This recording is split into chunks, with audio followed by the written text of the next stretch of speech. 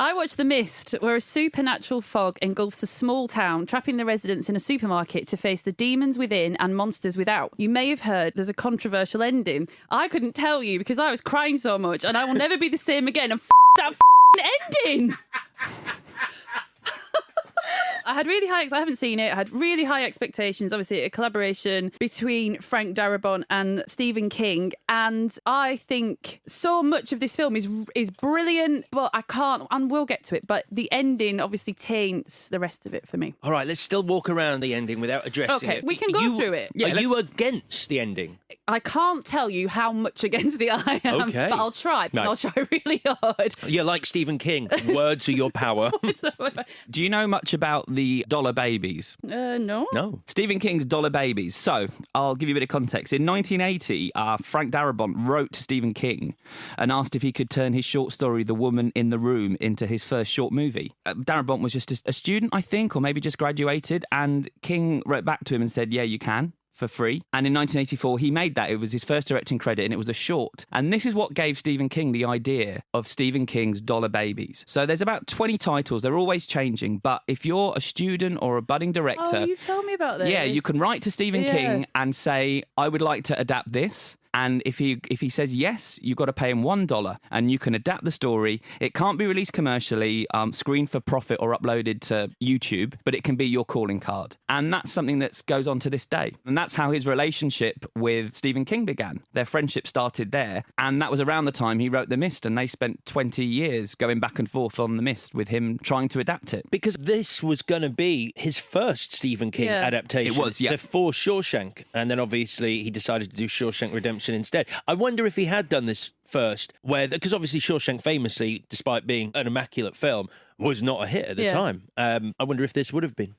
Yeah, you're right. His passion is horror. He'd written Nightmare on Elm Street 3. He wrote The Blob. He wrote The Fly 2. And so it would have been obvious. The next logical step would have been for him to adapt The Mist. But Shawshank was the one that got the funding first. And he said that kind of actually scuppered his career a little bit. Not scuppered it, but it just sent it in a different direction of making The Green Mile and The Majestic. He suddenly became the guy that makes dramas. And he wanted to be the horror guy. Well, he certainly proves his fucking worth here. I think this is fantastic. God, Uncle Phil! Uncle Phil! Oh my God. Jeez.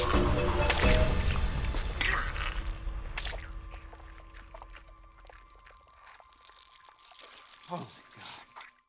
There are things in the mist and they will kill you, and they're supernatural and they're from another dimension, we find out later. We do. So then what the film becomes about is you're trapped with your neighbours and friends and co-workers, and how much of a nightmare that can be, because it brings out the worst in people to be trapped in a situation that they can't escape from. And is it better to run outside and face a flesh-eating monster? As a species, we're fundamentally insane. Put more than two of us in a room, we pick sides and start dreaming up reasons to kill one another. Why do you think we invented politics and religion? Oh, Jesus, that's just wrong. And then we go on from there. Frank Darabont succinctly puts it as he wanted to do Lord of the Flies, but with really scary monsters in. Yeah, which it is. I think that's fair enough. I think there are worse places to be stuck than a supermarket. 2 words. Booze aisle. I was quite pleased.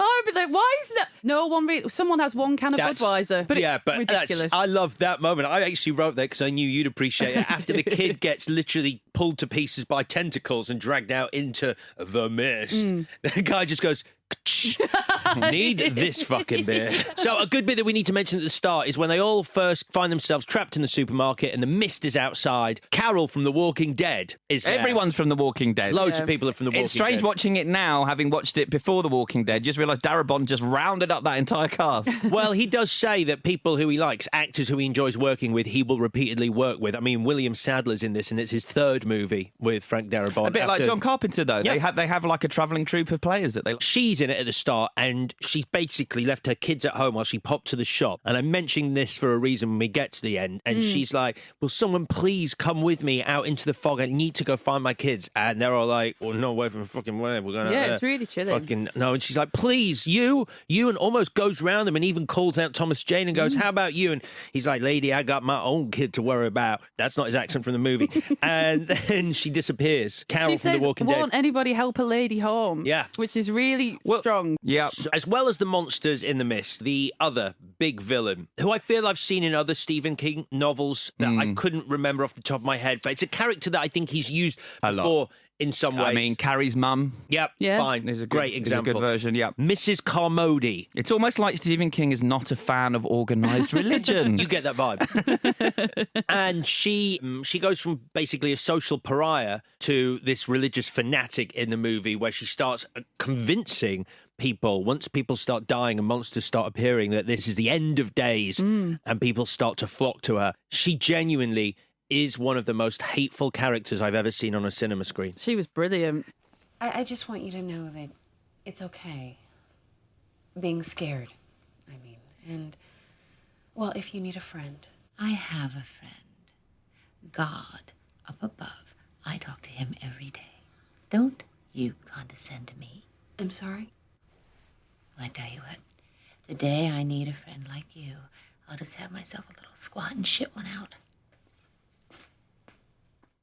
I mean, when I first watched this, I found her too annoying. I felt it was too one note. She was too extreme, and I didn't buy into why people were following her. And that's why I found it interesting watching it this time in a post-Donald Trump world, where I think it's much easier to believe that people would follow someone who's ranting and raving. When Toby Jones shoots Mrs. Carmody in the head, it was really well done. That's your best moment? Yeah, it's wicked. Okay.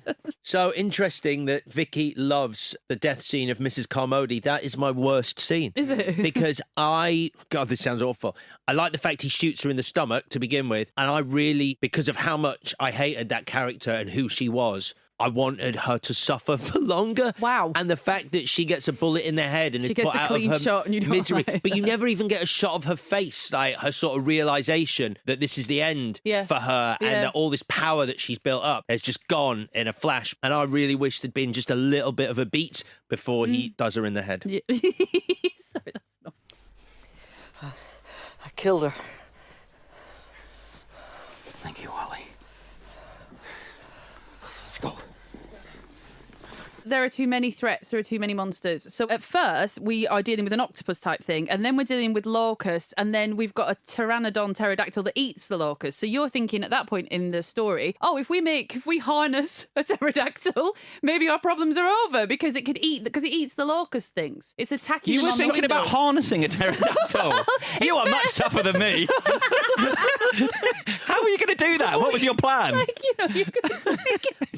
Maybe this is Jump because on it. I tell you what, Like, I you plan go. better than they do, right? So the pterodactyl flies into the supermarket and someone's like, turn off the light, turn on the light. Do you want this light on or off? Because it's really important. Yeah. And then someone tries to set it on fire, sets themselves on fire. Someone's like, fire. Has anyone got a fire extinguisher? You fucking idiots. Like, just have a plan. But what would your plan? Have you got a lasso? Can you use a lasso? Have you ever lassoed anything? I would saddle that pterodactyl and then fly it around like Harry Do Potter. you not feel? What was the last thing you saddled? Do you not feel like tonally, if one of the characters had been riding round on the back of a pterodactyl, the fear may have dissipated somewhat? Toby Jones. Going yippee-ki-yay. I mean, We gave it a good shot. Nobody can say we didn't. So this wasn't the ending in the book, obviously. No, I in haven't read the book, so They just drive off into the mist. Well, course they actually, do. they hear a radio transmission and they think some people are still out there and carry on driving. That doesn't happen in this, does it, Vicky? this Tell us. mother. Well, in the book, because it's all told in first person, it's in David's head, and he thinks to himself, if the worst comes to the worst, there are 3 bullets in the gun and 4 people in the truck, and he wonders if he would do anything, if he would act upon that, but then it doesn't take that thought any further.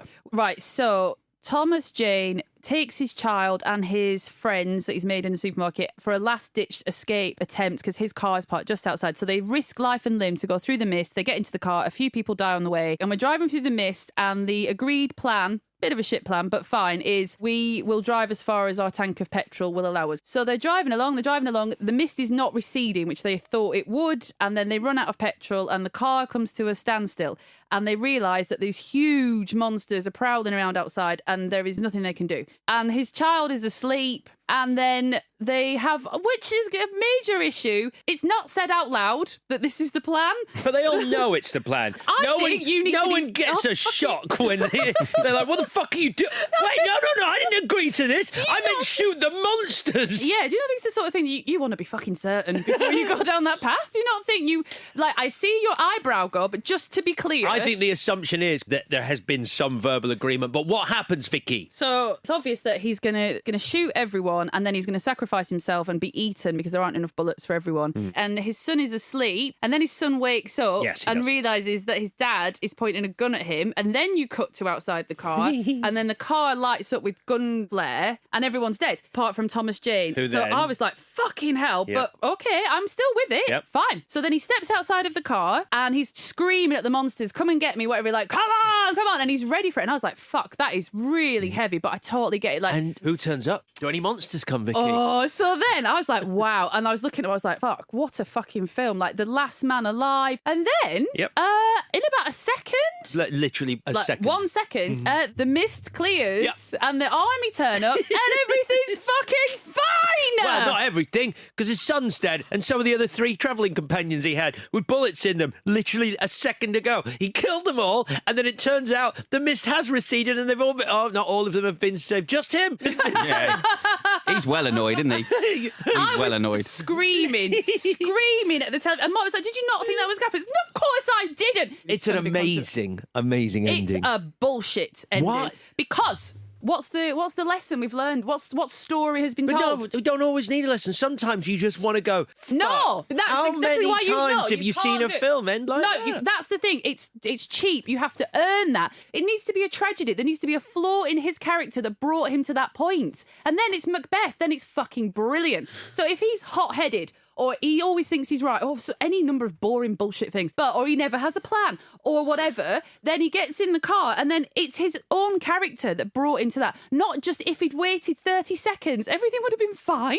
I like it. No. I like the fact that it's just chance. No, it's just pure chance. No. He'd reached a point No. where he thought this was the end. No. And he didn't know. Granted, I wrote down, I'd have probably waited.